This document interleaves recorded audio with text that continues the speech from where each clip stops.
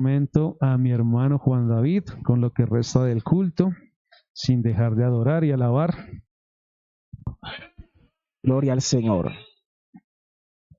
Gloria a Dios. Dios los bendiga, hermanos, una vez más en esta noche.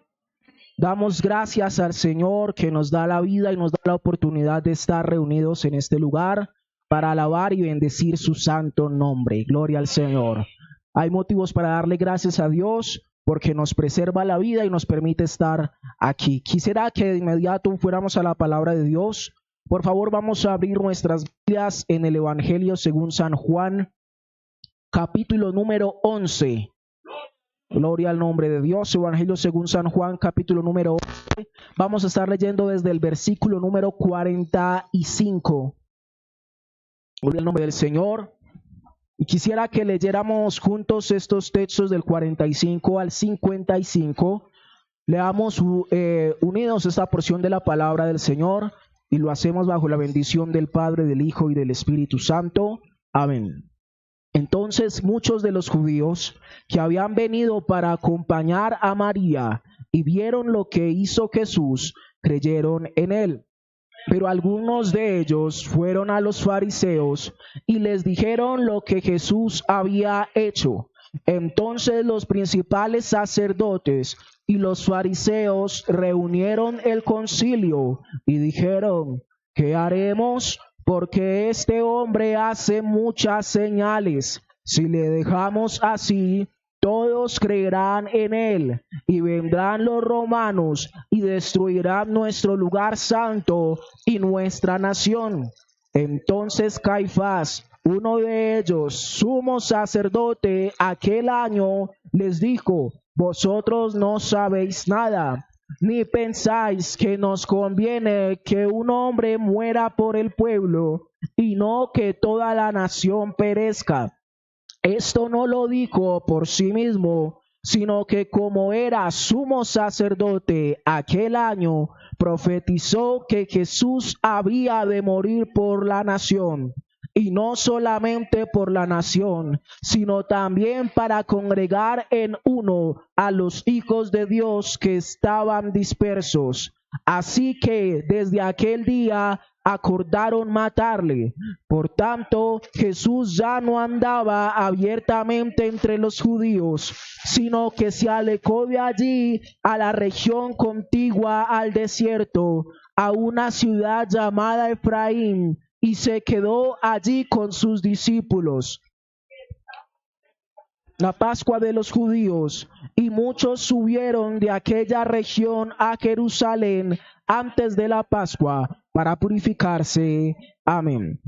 Oremos a Dios pidiendo su bendición para nuestra vida a través de la palabra. Señor, gracias damos por la oportunidad de estar reunidos en tu nombre.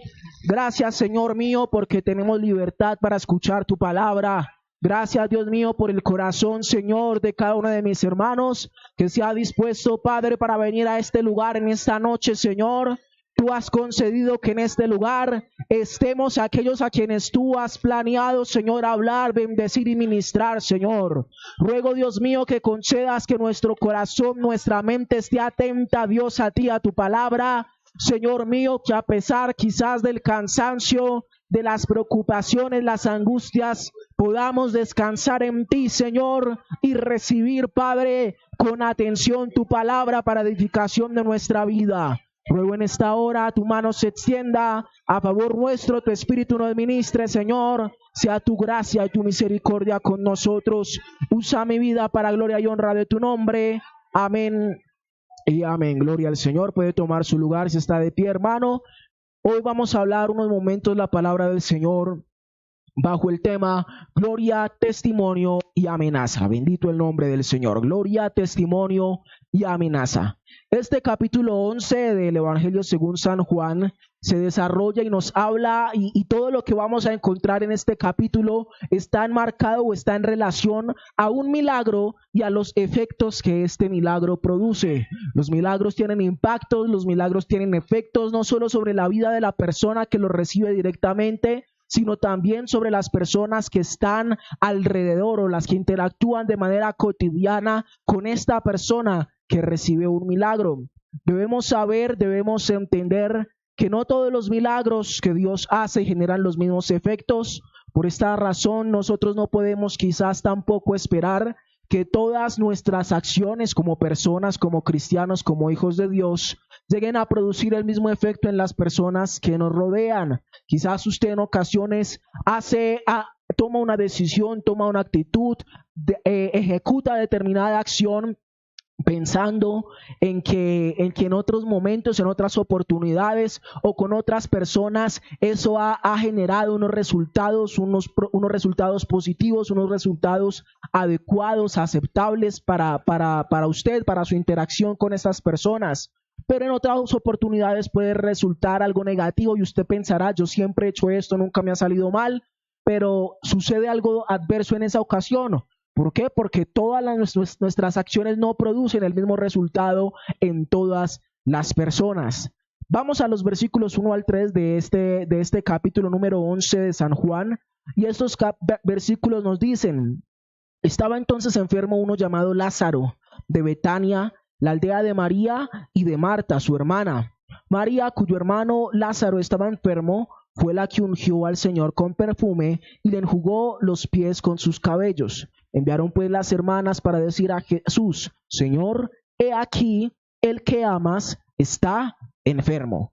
En estos versículos que nos podemos encontrar, entre otras cosas, pues el Señor Jesucristo desarrolló amistades, construyó relaciones más estrechas con unas personas que con otras. Habían ciertas personas a las cuales él podía llamar amigos, con las cuales él tenía una relación más cercana. La palabra nos enseña que él tenía muchos seguidores. La Biblia nos habla de que había muchos que seguían al Señor Jesús, pero nos habla de que, por ejemplo, en alguna ocasión él envió a un grupo de 70, él comisionó a 70 personas para que ejecutaran una labor, y además también la palabra nos enseña que llegó a tener un grupo más cercano al cual él llamó apóstoles, de los cuales él formó y escogió 12 personas.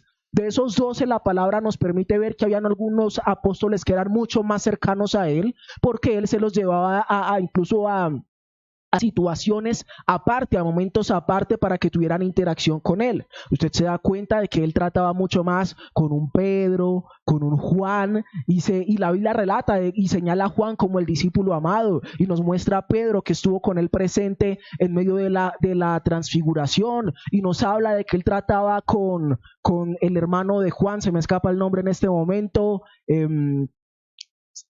Andrés, que estaba allí con él también, y que incluso en algún momento la mamá de Juan y de Andrés se acercó al Señor Jesucristo y les dijo, y viendo esa relación estrecha que tenían con él, le dijo: Señor, manda que en tu reino estos dos estén, uno a tu derecha, otro a tu izquierda. Entonces se veía que había distintos tipos de relación con las personas que estaban alrededor de Jesús.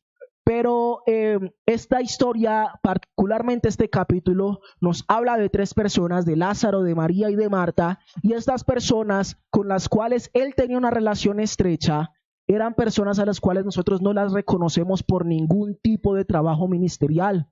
No las reconocemos por ser apóstoles, no las reconocemos por ser misioneros, no las reconocemos por ser profetas, por haber hecho alguna cosa maravillosa quizás ante nuestros ojos. Y entonces esto nos debe llevar a reflexionar sobre algo, y es que estamos equivocados al creer que es las posiciones, o que son las posiciones, lo que nos puede llevar a estar más cerca de Dios. Uno llega a creer, no, fulanito de tal, como es un predicador reconocido, está más cerca de Dios que yo. Tal persona, como tiene determinado cargo en la iglesia, está más cerca de Dios que yo. Esta persona que tiene tal labor, que ejecuta tal ministerio, tiene más comunión con Dios, o tiene más de Dios de lo que yo puedo llegar a tener. La palabra del Señor aquí nos dice y nos revela lo siguiente: estas 3 personas eran cercanas al Señor Jesús, eran amigas del Señor Jesús. La palabra de Dios es clara al decirnos que eran amadas por el Señor Jesús, y sin embargo estas personas no ejecutaban ninguna de las labores que nosotros normalmente estamos mirando, como este sí está cerca del Señor porque está haciendo esta tarea, porque está haciendo esta labor. Entonces estamos equivocados al creer que las posiciones son aquellas las que nos hacen estar cerca de Dios. El estar cerca del Señor Jesús, el estar en comunión con Dios, el estar cerca de Dios, es algo que usted y yo construimos independientemente de la posición que tengamos. El Señor, para ministrar, para bendecir, para llenar, para dar dones, para llenar de su poder, de su Espíritu Santo, no está preguntándonos qué hace usted en la iglesia, cuál es su profesión, cuál es su trabajo, cuál es su posición delante de los hombres. Lo que el Señor está interesado es que nuestro corazón, nuestra vida esté dispuesta para estar en comunión con Él.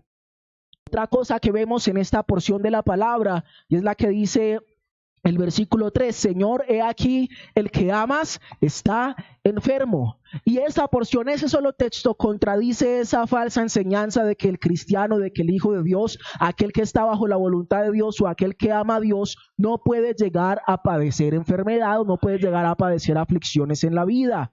El relato es claro al mencionar que un miembro de una familia de personas que amaban a Dios y que eran amadas por Dios, padeció una enfermedad. Usted, como hijo de Dios, andando en la voluntad de Dios, haciendo lo correcto, siendo amado por Dios, amando a Dios, puede padecer aflicciones en esta vida. Y de hecho, la Biblia directamente lo enseña y dice que todo aquel que quiera vivir fielmente para el Señor padecerá persecución en esta tierra. La Biblia nos habla y nos dice, a vosotros os es concedido no solo que creáis en Cristo, sino que también padezcáis por Él. Entonces la Biblia nos enseña que el padecimiento, que las situaciones adversas son algo común, algo natural y algo de esperarse en la vida de cualquier cristiano, de cualquier hijo de Dios. Versículos 4 y 5 dice, oyéndolo Jesús dijo, esta enfermedad no es para muerte, sino para la gloria de Dios, para que el Hijo de Dios sea glorificado por ella. Y amaba a Jesús a Marta y a su hermana y a Lázaro. Llama la atención que las cosas negativas en nuestra vida, según esta porción de la palabra, pueden redundar para la gloria de Dios.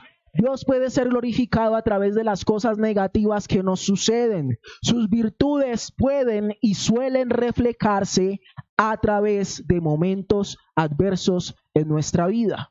Nosotros, la verdad es que muchas veces no somos plenamente conscientes de lo que pedimos delante del Señor y no somos conscientes de qué situaciones son las que pueden presentar o pueden conducir a que recibamos aquellas cosas que deseamos o que anhelamos de parte de Dios. Vamos a hablar y vamos a mencionar algunos ejemplos. Por ejemplo, la sanidad divina es una respuesta a la enfermedad. Es decir, que si nosotros hemos orado diciendo, Señor, yo quiero verte sanando a las personas, estamos diciéndole, Señor, quiero verme en una situación en la cual me rodees de personas enfermas para que tú obres el milagro en ellos. La provisión de parte de Dios, si decimos, Señor, quiero conocerte como proveedor, la provisión de Dios es una respuesta a la escasez. Es decir, que cuando le decimos al Señor que queremos que Él sea nuestro proveedor, le estamos diciendo, Señor, quiero llegar en algún momento a pasar una situación de escasez y verte allí proveyendo cuando no hay nadie más capaz de proveerme. La libertad es respuesta a la atadura, la resurrección es respuesta a la muerte, la fe es respuesta y es fruto de la prueba. Las maravillas de Dios son respuesta a la imposibilidad humana de hacer algo más.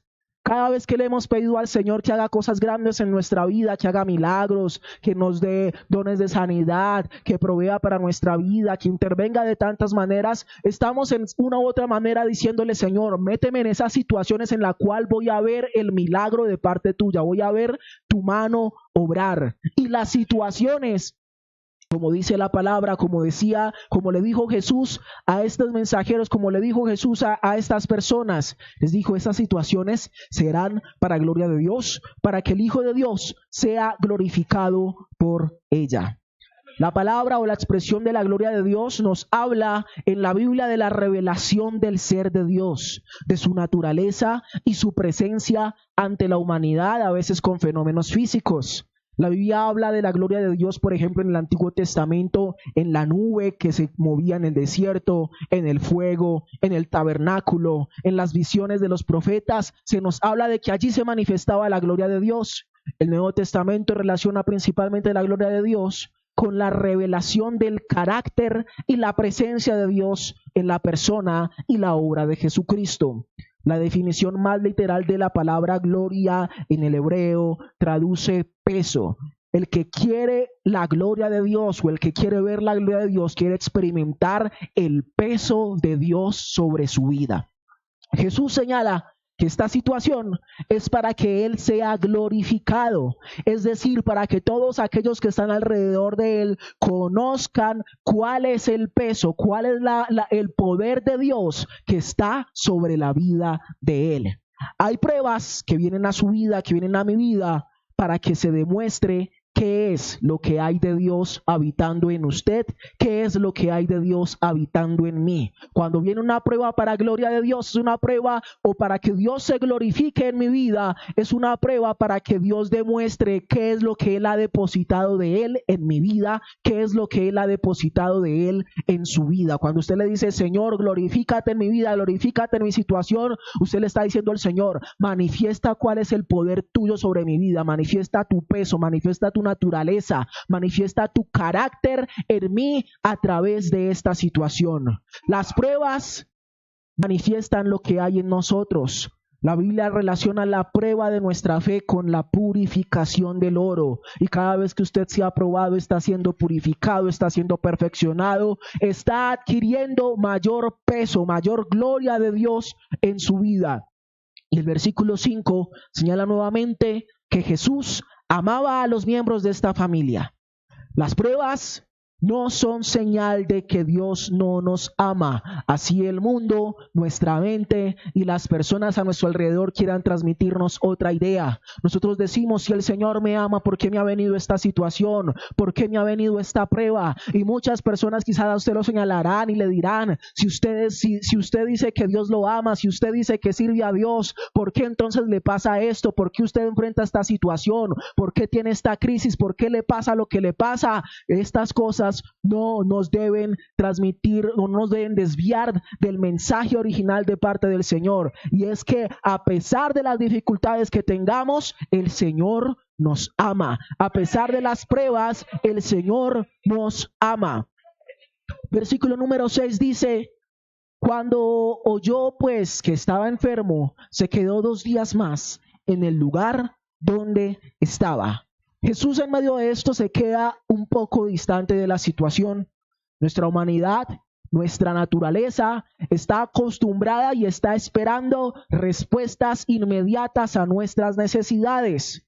Pero Dios en ocasiones retarda sus respuestas, anticipando proveer cosas mayores y más grandes para nosotros. Dios retarda sus promesas en ocasiones o sus respuestas en ocasiones, procurando que nosotros desarrollemos carácter, desarrollemos paciencia, desarrollemos fe. Quizás alguna vez tuve la oportunidad de ver una imagen que decía, quizás la prueba que estás pasando es respuesta de Dios a esa oración en la cual le pedías que formara en ti fe, que formara en ti paciencia, que formara en ti carácter. Muchas veces esa espera, ese tiempo de espera que nosotros tenemos que enfrentar es la respuesta a esa oración en la cual usted y yo alguna vez le dijimos al Señor, Señor, dame fe, Señor, dame paciencia, Señor, forma en mí el carácter de Cristo, Señor, hazme ser una persona apacible, hazme ser una persona conforme a tu voluntad. El Señor nos tiene que procesar, nos tiene que meter en moldes para que lleguemos a ese nivel. Y esta espera del Señor Jesús, a pesar de conocer la necesidad de Lázaro, la necesidad de su familia, nos dice que el Señor está atento, el Señor conoce nuestras necesidades, pero el Señor sabe en qué momento específico intervenir y obrar en la vida de cada uno de nosotros. Gloria al nombre del Señor.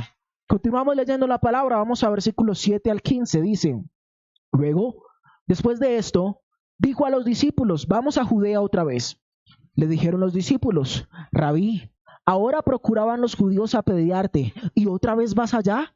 Respondió Jesús, ¿no tiene el día 12 horas? El que anda de día no tropieza porque ve la luz de este mundo, pero el que anda de noche tropieza porque no hay luz en él. Dicho esto, les dijo después, nuestro amigo Lázaro duerme, mas voy para despertarle. Dijeron entonces sus discípulos, Señor, si duerme, sanará. Pero Jesús decía esto de la muerte de Lázaro, y ellos pensaron que hablaba de reposar del sueño. Entonces Jesús les dijo claramente, Lázaro ha muerto, y me alegro por vosotros de no haber estado allí, para que creáis. Mas vamos a él.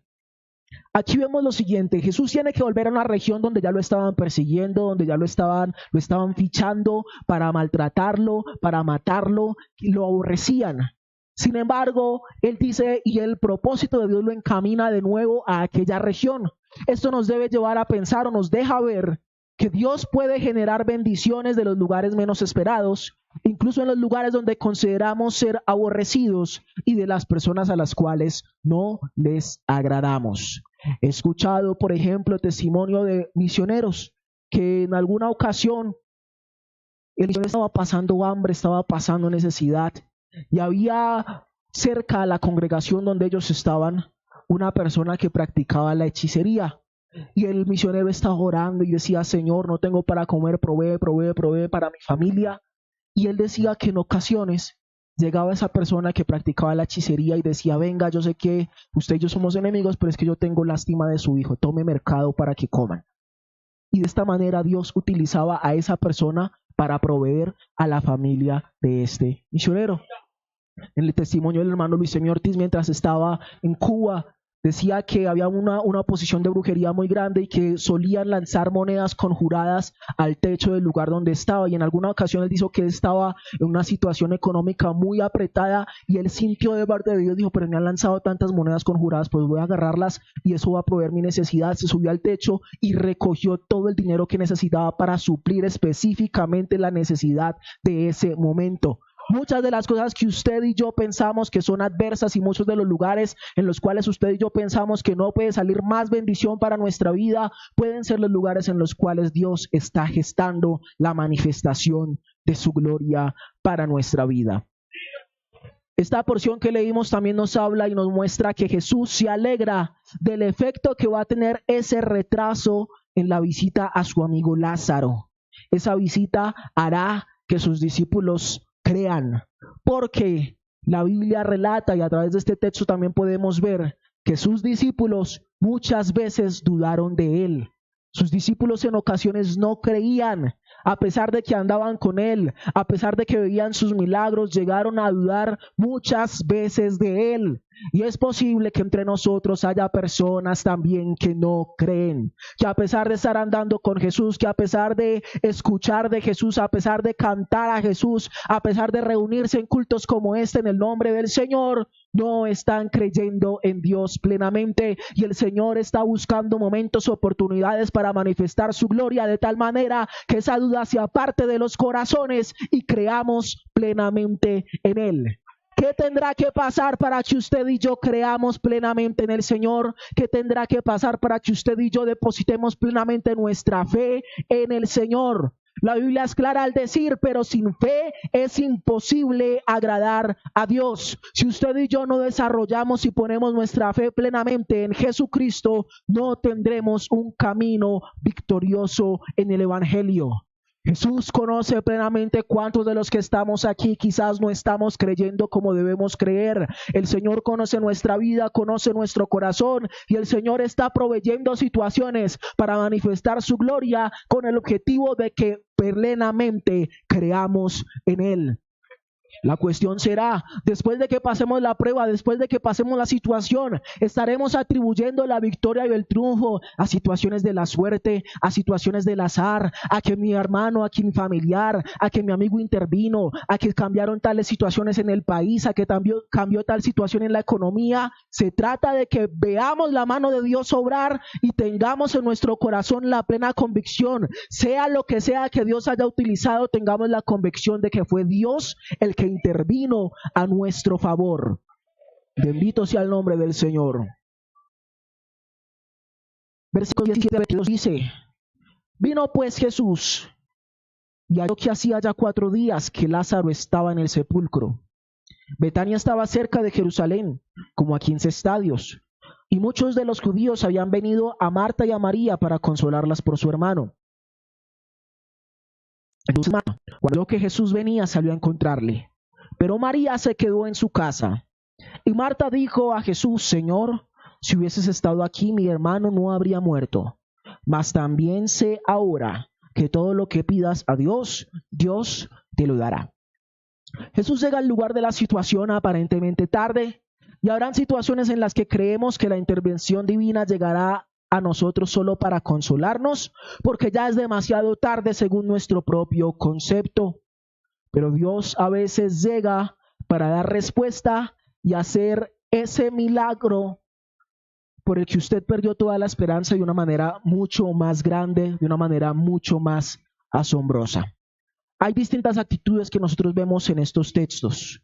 Marta aparentemente presentando quejas delante de Dios y María que ni siquiera se presenta delante de su Dios.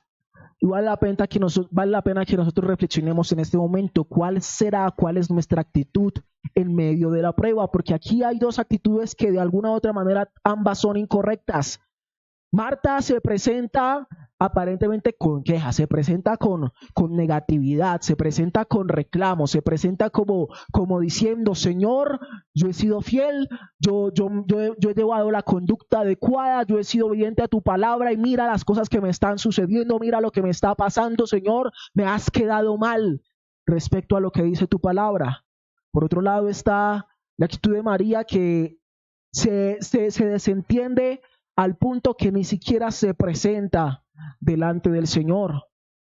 Representa a aquellos que en su momento de prueba y aflicción dicen: esta prueba que vino para mí, no entiendo por qué, y dicen: yo más bien no pierdo mi tiempo allá buscando al Señor, yo más bien no oro, yo más bien no leo la palabra, yo más bien no acudo al templo más. ¿Cuál es nuestra actitud ante la prueba, mis hermanos? Ocupémonos de desechar cualquiera de estas dos actitudes que hemos visto manifestadas en estos textos. Debe haber en nosotros una actitud diferente. María tiene una particularidad también, y es que ella antes había tenido una actitud media más fervorosa, que ahora estaba apagada. A ella la reconocemos por ser aquella persona a la cual el Señor dijo que ella había escogido la mejor parte. Era una persona que en otros momentos estaba dispuesta a dejar absolutamente todo con tal de estar ahí cerca del Señor. Pero cuando vino su prueba, ya no quiso estar cerca del Señor, ya no quiso estar cerca de Dios. Nosotros tenemos que permanecer cerca del Señor aún en medio de la prueba y la dificultad. Ahí la Biblia dice que María se quedó en su casa, prefirió quedarse allá. Bueno, por lo menos pues vemos que Marta, aunque sea para ir a quejarse, trató de buscar la presencia del Señor. Pero María vio que salió Marta y aún así dijo: no, yo me quedo, vaya usted. Esta prueba está muy dura, yo no quiero ir a buscar al Señor, yo no quiero encontrarme con Él. Marta, que era la que antes había estado afanada y ocupada con cosas terrenales, es la que se aproxima al Señor en medio de la prueba. Y esto nos deja ver también que nuestros hermanos, los creyentes, los cristianos, actúan y responden de manera diferente ante las mismas pruebas, ante las mismas situaciones. Usted quizás diría: uy, este hermano que está tan fervoroso, yo creo que el día que venga una prueba a su vida, él va a seguir adelante, va a levantar las manos, va a dar gloria a Dios, va a estar en ayuno, va a meterse en vigilia hasta que Dios le dé la victoria. Y a veces pasa lo contrario. Somos humanos, tenemos actitudes, tenemos respuestas diferentes ante las situaciones que rodean nuestra vida. Sin embargo, también podemos ver en esta porción que hemos leído que había algo de fe en Marta. Ella, en medio de sus quejas, en medio de sus situaciones, le dice: Señor, en medio de todo, yo creo, yo sé que lo que tú pidas a Dios, Dios te lo dará. Hermanos, que Dios nos conceda mantener, aunque sea un poco de fe en medio de las dificultades, pero una fe firme, una fe que tengamos esa convicción en nuestro corazón de que aún en medio de la situación más adversa, si el Señor nos quiere dar algo, Él lo puede conseguir para nosotros. Tenemos que tener esa confianza, esa fe y esa seguridad. Versículos 23 al 30 dice: Jesús le dijo: tu hermano resucitará. Marta le dijo: yo sé que resucitará en la resurrección en el día postrero. Le dijo Jesús: yo soy la resurrección y la vida. El que cree en mí, aunque esté muerto, vivirá. Y todo aquel que vive y cree en mí no morirá eternamente. ¿Crees esto? Le dijo: sí, Señor. Yo he creído que tú eres el Cristo, el Hijo de Dios, que has venido al mundo. Habiendo dicho esto, fue y llamó a María su hermana, diciéndole en secreto: el Maestro está aquí y te llama. Ella, cuando lo oyó, se levantó deprisa y vino a él. Jesús todavía no había entrado en la aldea, sino que estaba en el lugar donde Marta le había encontrado. Jesús alienta y afirma la fe de Marta. porque los que se acercan a Dios, incluso en medio de sus debilidades, serán fortalecidos. Tengamos esa convicción. En Dios seremos fortalecidos si nos acercamos a Él, aún en medio de cualquiera sea nuestra dificultad. Marta llama a su hermana porque Dios nos bendice y nos ministra para que levantemos a los que están caídos y no para que nos creamos más espirituales que ellos. El mensaje a María es simple: Jesús está aquí y te llama. Es el mismo mensaje para el que hoy se siente desesperanzado y abatido. Jesús está aquí, y no solo está aquí, sino que te llama para que tengas una experiencia con Él, para que renueves tus fuerzas, para que restaures tu ánimo, para que endereces tu camino. Jesús está aquí y te llama. ¿Para qué te llamó Jesús en esta oportunidad a este servicio? ¿Para qué cree usted que el Señor lo llamó esta noche a venir a este culto? ¿Para qué el Señor le puso esa inquietud de salir cansado de su trabajo y venir hasta este lugar y reunirse con nosotros hoy? Dice un coro: yo no vine aquí solo por venir, yo vine a buscar una bendición. ¿Para qué vino usted en esta noche a este lugar? El Señor está aquí, Jesús está aquí y te llama. ¿Para qué cree usted que lo llamó el Señor hoy a este lugar? Versículo 31 al 37 dice: entonces los judíos que estaban en casa con ella y la consolaban, cuando vieron que María se había levantado de prisa y había salido, la siguieron diciendo: va al sepulcro a llorar ahí. María, cuando llegó a donde estaba Jesús, al verle se postró a sus pies diciéndole: Señor, si hubieses estado aquí no había muerto mi hermano. Jesús entonces, al verla llorando y a los judíos que la acompañaban también llorando, se estremeció en su espíritu y se conmovió. Dijo: ¿dónde le pusisteis? Le dijeron: Señor, ven y ve. Jesús lloró. Dijeron entonces los discípulos: mirad cómo le amaba. Y algunos de ellos dijeron: ¿no podía este, que abrió los ojos al ciego, haber hecho también que Lázaro no muriera? Esa porción de la palabra pues deja ver cómo estas personas, cuando María recibe este llamado de parte del Señor, ellos dijeron: ella se fue a llorar allá a la tumba. Y hay personas que están esperando que usted se quede llorando sus penas, sus dificultades, sus pecados, sus debilidades. Dios espera que usted vaya y se acerque al Señor, que usted vaya y se acerque al Maestro. Mientras la gente está esperando que usted se quede postrado, quizás lamentándose de que: ay, pobrecito de mí, qué triste mi vida, qué triste mi situación, tan pobre yo que he venido a esto. El Señor está esperando que usted vaya y acuda a Él, a pedirle fortaleza, a pedirle aliento, a pedirle que logre ese milagro que usted está esperando. Debemos saber que Jesús no es indolente con nuestras necesidades. Dice la palabra que Él se conmovió. El Señor se conmueve con nuestras aflicciones y está dispuesto a ayudarnos, pero es necesario que Él forme en nosotros ese carácter, esa conducta, ese comportamiento que cada uno de nosotros debe tener para parecerse más a Él.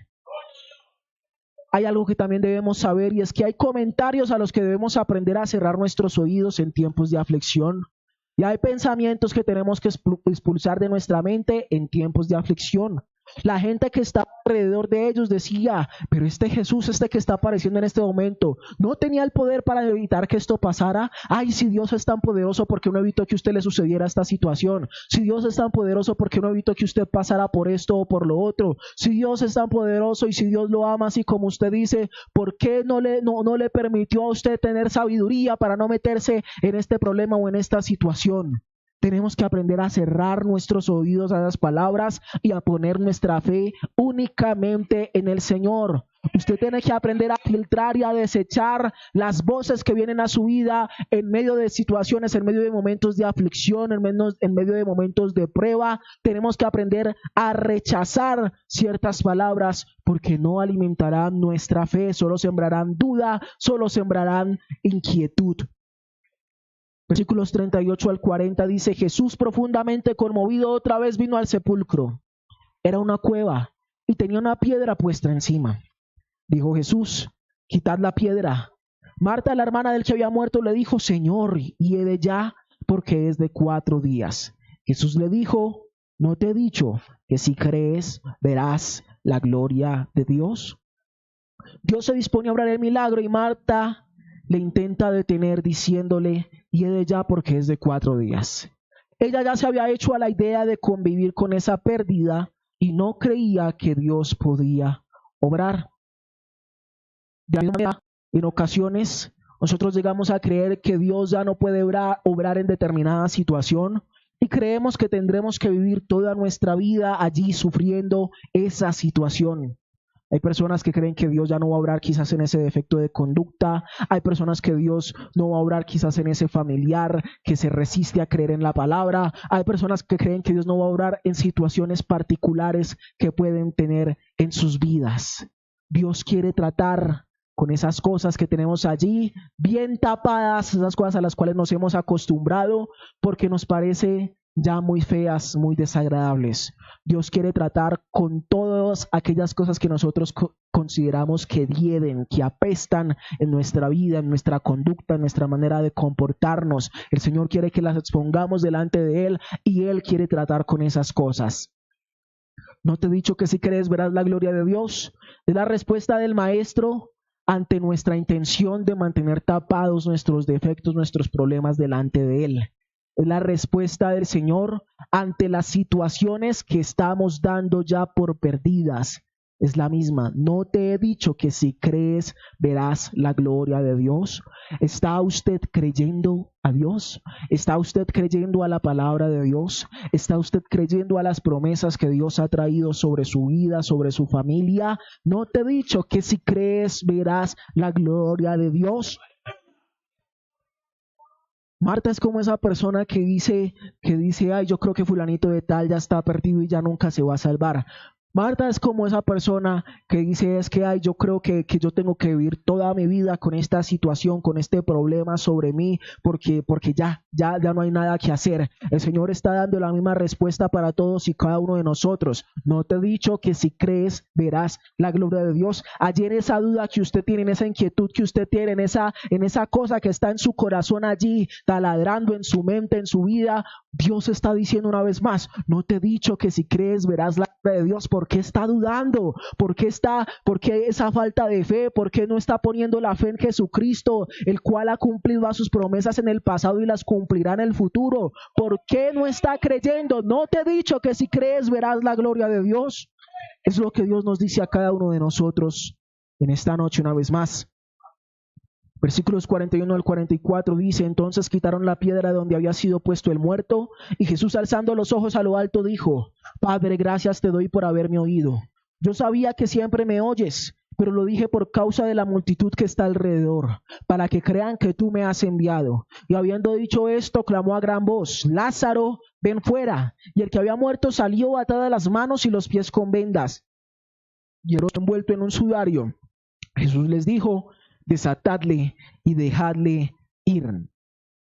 Dios hace un milagro maravilloso y finalmente involucra a los que estaban alrededor del lugar como espectadores y los vuelve participantes al decirles desatadle y dejarle ir. Los milagros y la gloria de Dios no son para mirar de lejos, no son para que usted y yo los veamos a la distancia. Dios quiere que usted y yo participemos de la manifestación de su gloria. No se quede usted a la distancia, participe de lo que Dios esté haciendo. No se quede viendo quizás cómo otros pueden ser ministrados, cómo otros pueden ser llenos del poder de Dios, cómo otros crecen en el Espíritu. Tome parte en las oportunidades que hay para buscar al Señor y sienta sobre usted, sobre su vida, el peso de la presencia de un Dios vivo. Sienta sobre su vida la gloria de Dios que Él está dispuesta a manifestar para todos aquellos que le buscan. El día de Pentecostés hubo 3 grupos de personas. Los que se escandalizaban, los que se maravillaban y los que fueron llenos. Busque ser siempre parte del grupo de los que son llenos del poder de Dios.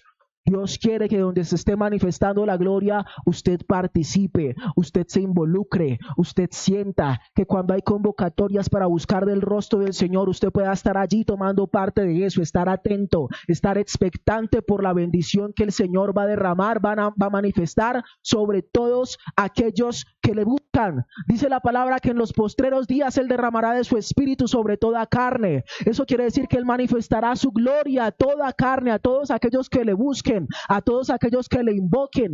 Cada vez que tengamos oportunidad, acudamos a Dios, invoquemos su nombre, busquemos su presencia, seamos parte de los que son llenos de la gloria de Dios. No nos quedemos como espectadores solamente de los que escuchan de que Dios utilizó a alguna persona por allá, de que a fulanito de tal Dios lo ministró y lo utiliza haciendo milagros, de que a fulanito de tal Dios le está dando experiencias, de que tal persona está sintiendo una llenura del Espíritu Santo en su vida. No nos quedemos con eso, seamos parte, seamos protagonistas, no solamente espectadores y oidores de lo que Dios hace con otras personas.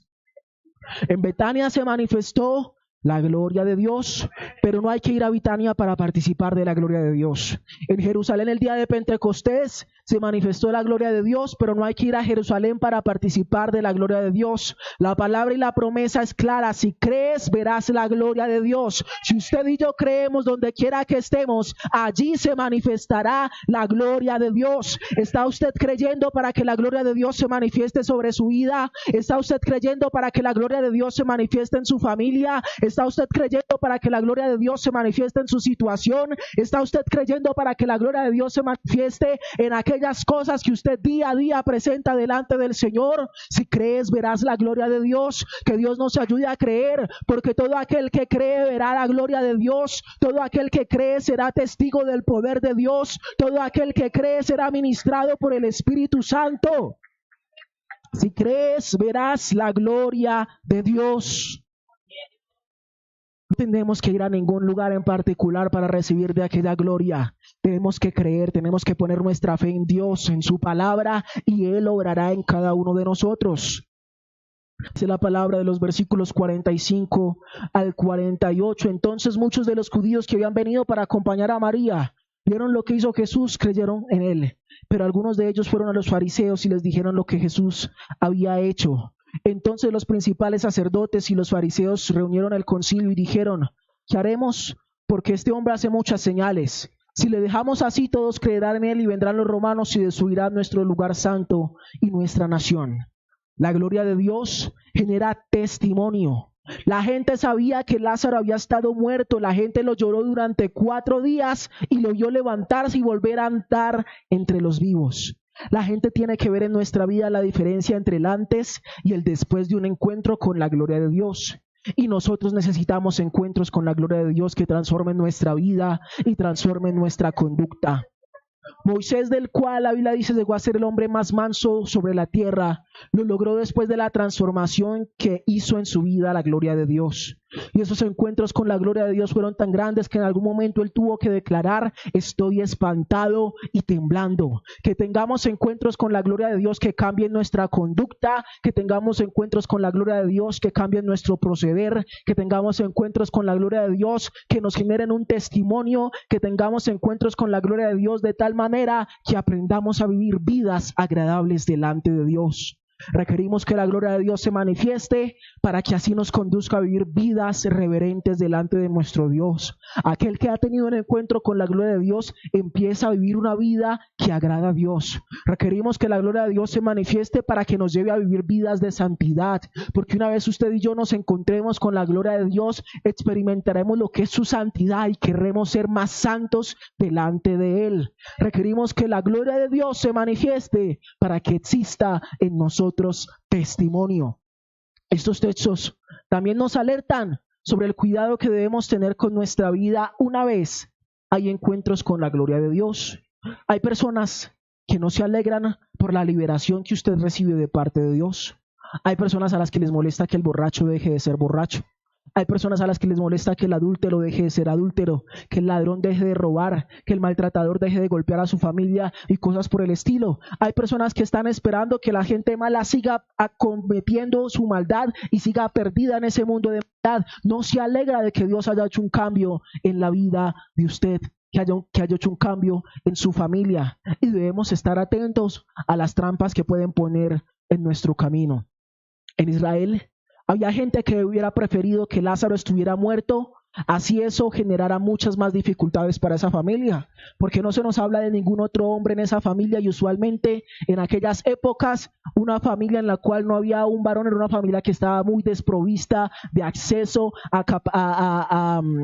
a medios económicos, no era tan viable el trabajo por parte de la mujer y cosas por el estilo. Entonces había mucha gente que estaba esperando y hubiera preferido que Lázaro permaneciera muerto, así estas mujeres terminaran en la indigencia, con tal de que no se diera la gloria a Dios. Hay gente que prefería ver a Lázaro muerto, ver esta familia destruida, antes que verlo vivo por un milagro hecho por Dios. Porque hay gente a la que no le molesta tanto el cambio de conducta nuestro, el cambio de conducta suyo, sino el hecho de que ese cambio lo haya hecho Cristo. Porque mucha gente no se molesta, hay mucha gente, por ejemplo, pongamos el ejemplo de un alcohólico. Hay muchas personas que si el alcohólico dice, no, yo fui a un programa de Alcohólicos Anónimos y tuve trabajo con el psicólogo, con mi terapeuta y una cosa y la otra, y por eso ya no bebo, ya no consumo alcohol, y la gente dice, ok, no hay problema, no pasa nada. Pero si una persona dice, venga, lo que pasa es que yo ya no bebo, ya no consumo alcohol porque Cristo cambió mi vida, porque Cristo cambió mi conducta, ahí empiezan a decirle, ay, pero usted sí es bobo, ay, pero uno no le hace daño, ay, pero aquí no pasa nada. ¿Sí? A la gente no le molesta el cambio de vida, le molesta que el cambio de vida lo haya hecho Cristo. Y a esos fariseos y a esos judíos que estaban ahí, les molestaba que Jesús había sido aquel que había resucitado a Lázaro. Tenemos que estar atentos a las personas de nuestro alrededor y qué produce en ellos la obra de Jesucristo. Porque como lo decía, el milagro que Cristo hace no en todos produce gozo. Hay gente que dice, uy, qué bueno que fulanito de tal se encontró con Dios porque tenía una conducta muy mala. Pero las personas dicen, no, el hombre tal dice que cambió porque se entregó a la religión, entonces ahora se cree mejor persona que nosotros, y empiezan a criticar, a señalar y a buscarle la caída. Versículos 49 en adelante dice, entonces Caifás, uno de ellos, sumo sacerdote aquel año, les dijo, vosotros no sabéis nada, ni pensáis que nos conviene que un hombre muera por el pueblo y no que toda la nación perezca.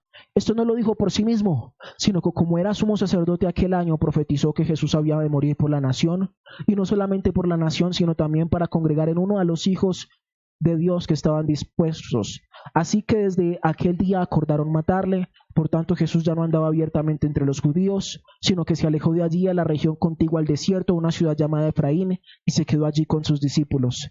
Y estaba cerca la Pascua de los judíos, y muchos subieron de aquella región a Jerusalén antes de la Pascua para purificarse. Buscaban a Jesús, y estando ellos en el templo se preguntaban unos a otros, ¿qué os parece? ¿No vendrá la fiesta? Y los principales sacerdotes y los fariseos habían dado orden que si alguno supiese dónde estaba, lo manifestase para que le prendieran. Una vez usted se encuentre con la gloria de Dios, y una vez su testimonio, mi testimonio, sea un reflejo de la gloria de Dios, debemos saber que recibiremos amenazas. La obra de la gloria de Dios en nuestra vida es amenazada generalmente por tres frentes: el pecado originado en nuestra carne, por unos enemigos que son el mundo y el diablo. Sí, nuestra vida, nuestra conducta siempre está tocada por estas tres cosas: por el diablo, por el mundo y por nuestra carne, nuestra propia concupiscencia. Estos textos relatan que ellos, una vez, al ver la gloria manifestada que desencadenó ese testimonio tan grande, acordaron matar a Jesús. Y de acuerdo con lo que dice el capítulo 12 de Juan, versículos 9 al 11, vamos allí rápidamente para mirarlos. Dice, gran multitud de los judíos supieron entonces que él estaba allí, y vinieron no solamente por causa de Jesús, sino también para ver a Lázaro, a quien había resucitado de los muertos. Pero los principales sacerdotes acordaron dar muerte también a Lázaro, porque a causa de él muchos de los judíos se apartaban y creían en Jesús. Entonces vemos que ellos esto generó tanto enojo, tanta cólera en ellos, que ellos dijeron, vamos a matar a Jesús y hay que matar también a Lázaro de una vez, porque se está difundiendo esta gloria que se ha manifestado a través del testimonio de ellos, está impactando a mucha gente, está afectando a mucha gente. Muchas personas están viendo que en ellos hay algo diferente, y ellos decidieron desencadenar una amenaza contra ese testimonio, contra esa gloria de Dios. La historia relata que Jesús empezó a andar con sabiduría, porque aunque se estaba acercando el tiempo, todavía no era su hora. Esté atento y una vez la gloria de Dios produzca un testimonio en su vida, cuide su conducta, cuide sus pasos, porque la carne, el mundo y el diablo estarán en cacería por usted para desbaratar su testimonio, para desdibujar esa gloria que el Señor está manifestando en su vida, en su familia, para hacerle volver atrás, para separar la presencia de Dios sobre su vida. Lo que podemos encontrar en esta historia es probable que tras la captura de Jesús, también ellos hayan logrado dar muerte a Lázaro, porque la Biblia no nos relata mucho más acerca de él después de este episodio. Sin embargo, el testimonio de la gloria de Dios manifestada en Betania permanece aquí en la Escritura y hasta el día de hoy la tenemos presente usted y yo. Porque quizás si el diablo lograra arrebatar su vida, arrebatar mi vida, mientras estemos llenos de la gloria de Dios y esa gloria esté generando un testimonio, créame que habrá en alguien esa semilla, ese impacto, esa historia, esa reflexión de que un día lo vieron a usted, me vieron a mí llenos de la gloria de Dios y que vieron lo que Dios había hecho en nosotros, que vieron el milagro que Dios había ejecutado en nuestra conducta, y Dios se encargará de hacer preservar su palabra sin importar lo que pase, sin importar lo que suceda. Mis hermanos, que seamos conscientes de que tenemos que creer para ver la gloria de Dios, que pidamos y que busquemos que esa gloria produzca en nosotros un buen testimonio y que estemos atentos en medio de las amenazas que levantará ese testimonio. Que pidamos a Dios su ayuda, su fortaleza, su guía, su protección para seguir adelante en todo tiempo. Quiero invitarles a estar de pie en esta noche. Bendito sea el nombre de nuestro Dios. Y oremos a Dios dándole gracias por su palabra. Padre, gracias te doy a ti en esta noche. Eres bueno, Señor, eres maravilloso. A ti sea toda la gloria, a ti sea toda la honra. Bendito sea tu nombre, Señor. A ti sea toda la honra, toda la gloria. Señor mío, permítenos cada día encontrarnos con tu gloria, formar un testimonio y ser fuertes y firmes ante las amenazas. Señor, yo te pido por favor que nos ayudes. Padre, permite que la gloria tuya, Señor, llene nuestra vida y se manifieste a nosotros. Dios, a ti sea el honor, a ti sea la gloria, a ti sea la alabanza. Padre, gracias por tu palabra. Gracias por tu palabra. Gracias por tu palabra, gracias por tu presencia. Gracias, Señor, por estar en este lugar. Gracias por la revelación de tu Espíritu a nuestra vida. Gracias, Señor, por lo que obras a nuestro favor, Señor. Bendigo tu nombre, Señor, por tu palabra, por tus maravillas, Señor. En esta hora, mi buen Padre, quiero rogarte que extiendas tu mano, Señor, y ayuda a mis hermanos conforme a la necesidad de cada uno. Oh, amado Dios, glorifícate en la vida de cada uno, Señor. Padre, por favor, sustenta la vida de mis hermanos, Señor. Ayúdales en sus dificultades. Sana sus enfermedades, Señor. Sana en esta hora a los enfermos, Padre, por favor. Sana en esta hora a los enfermos. Ayuda a mis hermanos en pruebas, en aflicciones, Señor. Padre, si mis hermanos tienen deudas, ayúdalos, sácalos adelante. Al que necesite un empleo, provéeselo, Señor. Haz milagros sobre la vida de aquellos que se han acercado a este lugar, Señor. Y aún sobre los que no están en este lugar, pero son tus hijos y te aman, Señor. Extiende tu mano y haz el milagro que cada uno necesita, Señor.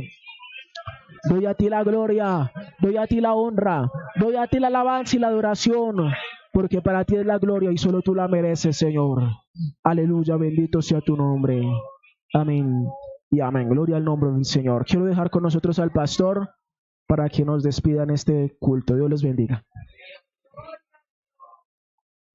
Aleluya, gloria al Señor. Qué bueno es Dios.